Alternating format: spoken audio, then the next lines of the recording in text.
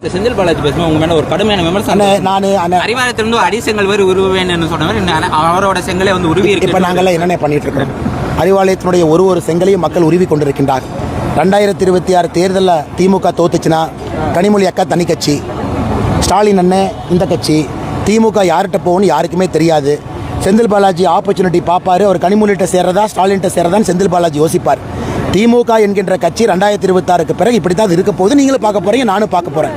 அதெல்லாம் செங்கல் உருவப்பட்டது இல்லையா? ஒரு செங்கலாக வெளியே வந்துக்கிட்டு தான் இருக்குது. இன்னைக்கு 210 தொகுதியில் தேசிய ஜனநாயக கூட்டணி ஜெயிக்கும் பொழுது திராவிட முன்னேற்ற கழகம் தமிழகத்தில் ஜென்மத்துக்கு நீ ஆட்சிக்கு வரமாட்டாங்க. அதனால் செந்தில் பாலாஜி அவர்கள் தரம் தாழ்ந்து ஒரு விமர்சனத்தை வைக்கிறாருன்னா அதே தரம் தாழ்ந்து நான் பேசலை. அவர் கைது செய்யப்பட்ட பொழுது KN நேருவை பற்றி என்ன சொன்னாங்க, யார் எங்கே யூரின் போனாங்கன்னு என்ன சொன்னாங்க, அதெல்லாம் நான் பேச மாட்டேன். அதெல்லாம் தனி மனித குற்றச்சாட்டு நான் வைக்க மாட்டேன். அதனால் செந்தில் பாலாஜி என்ன வேணாலும் சொல்லட்டும்.